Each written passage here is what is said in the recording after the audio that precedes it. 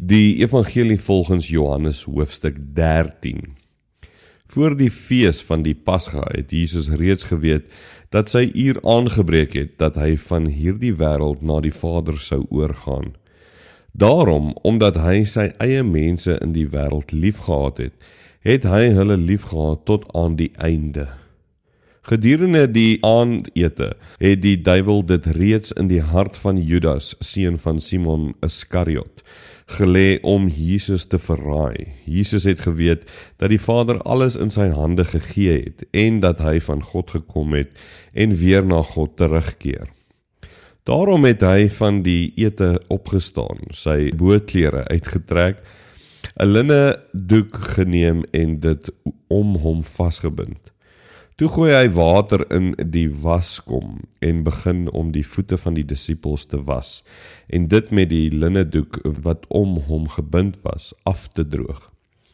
Toe hy by Simon Petrus kom, sê die vir hom, Here, gaan u my voete was? Jesus het hom geantwoord, wat ek doen, verstaan jy nie nou nie, maar hierna sal jy verstaan. Petrus sê toe vir hom, u sal beslis nie my voete was nie, tot in ewigheid nie. Jesus het hom geantwoord, as ek jou nie was nie, het jy nie deel aan my nie. Toe sê Simon Petrus vir hom, Here, dan nie net my voete nie, maar ook my hande en my kop. Maar Jesus sê vir hom, iemand wat gebad is, het nie nodig dat iets anders as sy voete gewas word nie, omdat hy reeds heeltemal skoon is, en julle is skoon, maar nie almal nie. Want Jesus het geweet wie hom sou verraai, en daarom het hy gesê, julle is nie almal skoon nie. Toe hy hulle voete klaar gewas het, en weer sy bootklere aangetrek, en aangeleen het om te eet, sê hy vir hulle, verstaan julle wat ek vir julle gedoen het? Julle noem my meester en Here, en julle sê dit tereg, want ek is dit. As ek julle Here en leermeester is, dan julle voete gewas het, behoort julle ook mekaar se voete te was. Ek het immers vir julle 'n voorbeeld gegee, sodat julle ook kan maak soos wat ek gemaak het. Amen, amen, ek sê vir julle, 'n slaaf is nie belangriker as sy eienaar nie, en 'n gesant nie belangriker as die een wat hom gestuur het nie. As julle dit begryp, gelukkig is julle as julle dit doen. Ek sê dit nie van julle almal nie, ek weet wie ek uitgekies het, maar die skrif moet vervul word, die een wat my brood geëet het, het sy hakskeen teen my gelig. Ek sê dit nou reeds vir julle, voor dit gebeur, sodat julle, wanneer dit gebeur, kan glo dat ek is. Amen, amen. Ek sê vir julle, wie iemand wat ek stuur ontvang, ontvang my, en wie my ontvang, ontvang hom wat my gestuur het. Nadat Jesus dit gesê het, was hy diep ontroerd.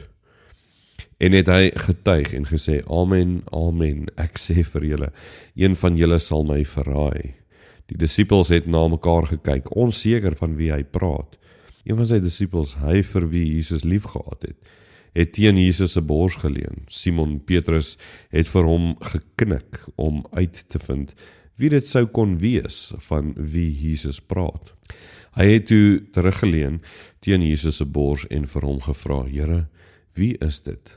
Jesus het hom geantwoord, dit is die een vir wie ek 'n stukkie brood sal indoop en aangee. Toe hy die stukkie brood ingedoop het, het hy dit geneem en aan Judas, seun van Simon Iskariot, gegee. Nadat Judas die stukkie brood geneem het, het Satan in hom ingevaar. Toe sê Jesus vir hom, wat jy wil doen, moet jy gou doen. Niemand van die wat daar aangeleen het om te eet, het verstaan waarom hy dit aan Judas gesê het nie. Omdat Judas die geldbeurs gedra het, het sommige gedink dat Jesus aan hom gesê het, gaan koop wat ons vir die fees nodig het, of dat hy iets aan die armes moes gee. Nadat Judas die stukkie brood geneem het, het hy onmiddellik buitentoe gegaan, en dit was nag.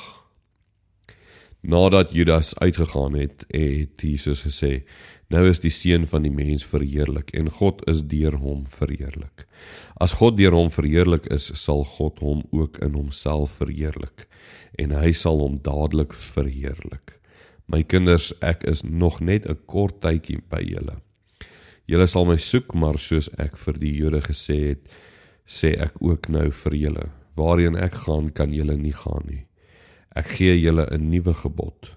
Julle moet mekaar lief hê, net soos ek julle lief gehad het. Moet julle ook mekaar lief hê. Dit is hoe almal sal weet dat julle my disippels is, as julle liefde teenoor mekaar het. Simon Petrus vra hom toe, Here, waarheen gaan u? Jesus het hom geantwoord, waarheen ek gaan, kan jy my nie nou volg nie, maar later sal jy volg. Maar Petrus sê vir hom, Here, waarom kan ek u nie nou volg nie? Ek sal my lewe vir u aflê. Toe antwoord Jesus, sal jy jou lewe vir my aflê? Amen, amen, ek sê vir jou, die haan sal beslis nie kraai voordat jy my 3 keer verloon het nie.